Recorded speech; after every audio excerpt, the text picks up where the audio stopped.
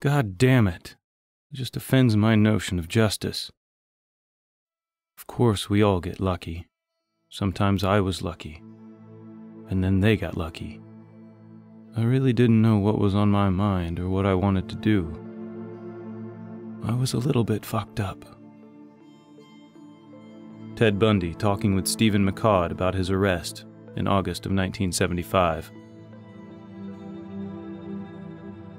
After the arrest in August of 1975, the evidence against Ted Bundy started to pile up.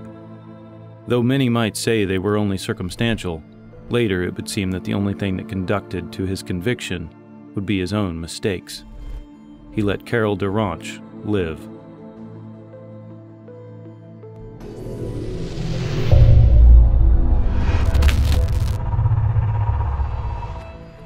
Bundy started to prepare his defense between August and October 1st of 1975.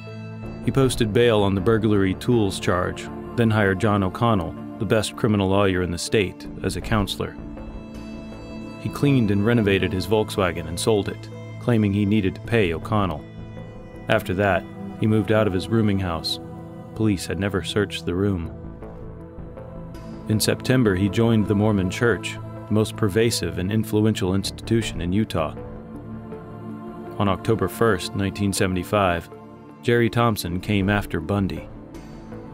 He had a subpoena for Ted to attend a lineup.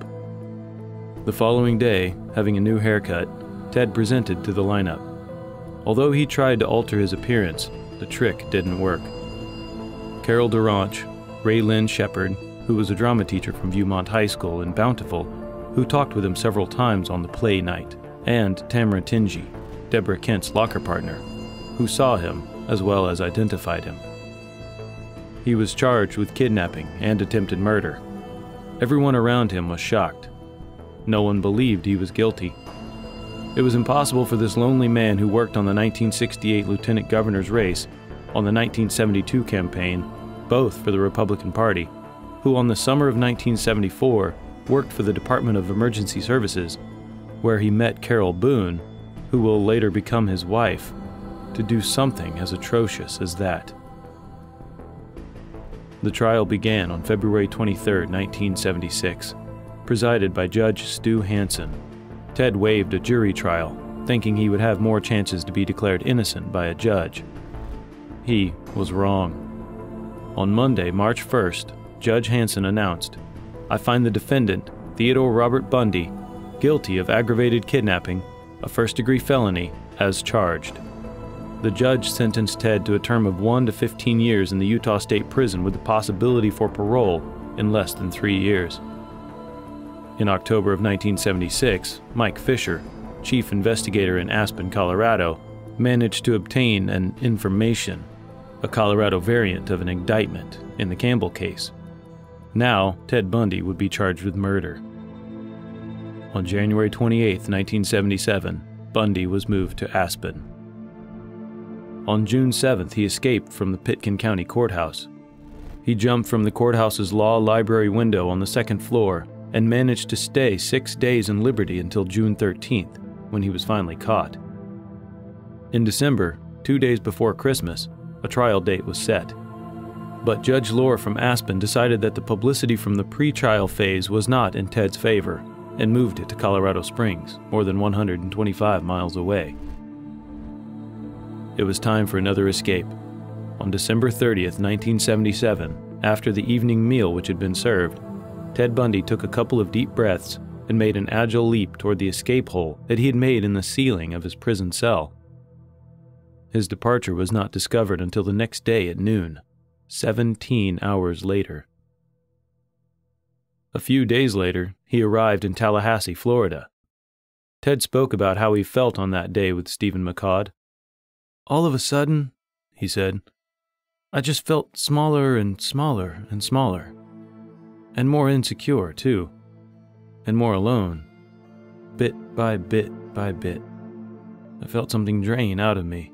I felt it slip away from me like in the old movies where you see the ghost lift out of the body lying on the ground. And by the time I got off the bus in Tallahassee, things just didn't seem right. From the time I first set foot on Tallahassee Street, I kept saying to myself, I gotta leave here.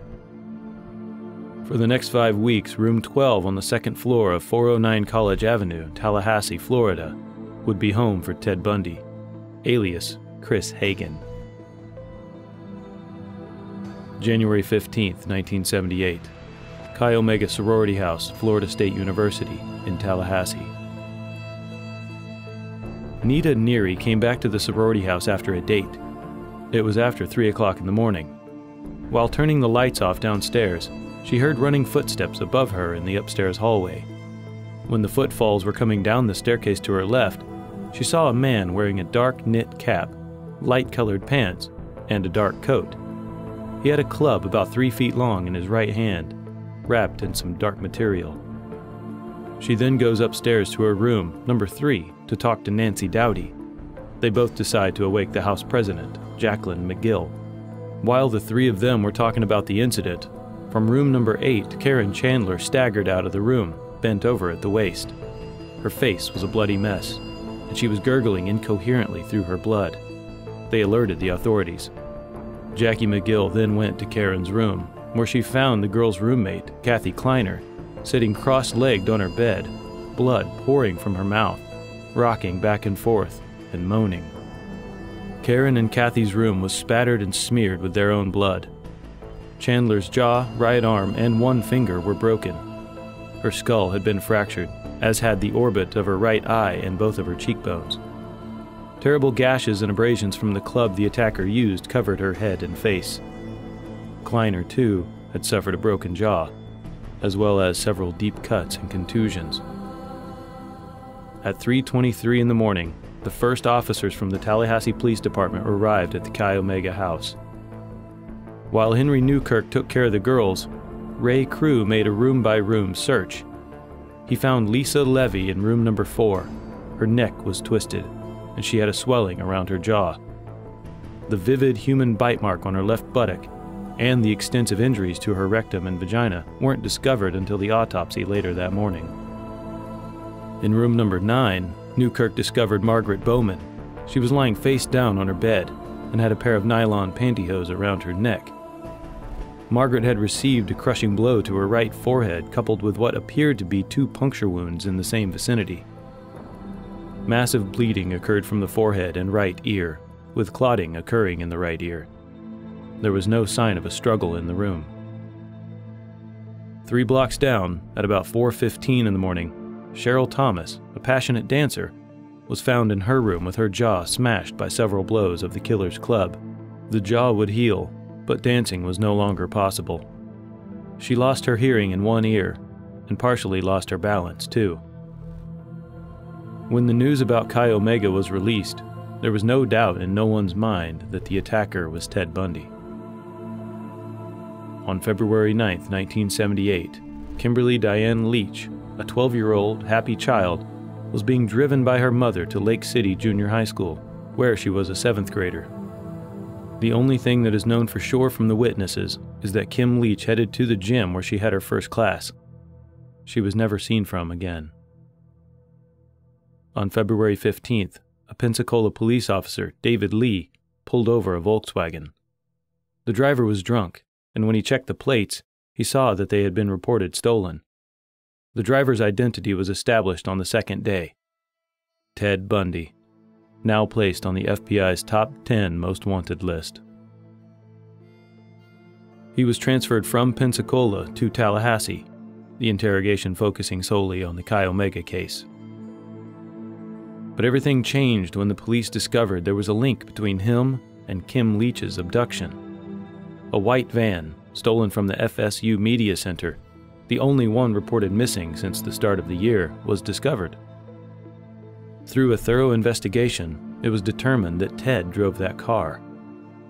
The investigators searched around the area where the van was found, and 57 days after her disappearance, Kim Leach had been found. She was sexually assaulted and sodomized, and her throat had been slit. The trial for the Chi Omega killings ended on July 31, 1979, with a death sentence for Mr. Bundy.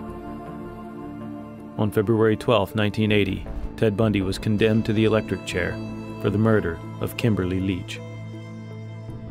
He waited on death row for his sentence to be carried out until January 24th, 1989.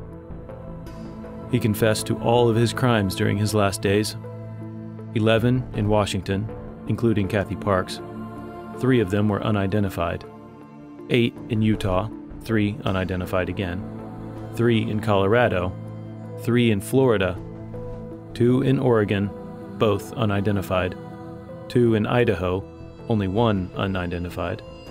1 in California, unidentified. Before Ted Bundy's fate was carried out on the electric chair, he had confessed to killing 30 people.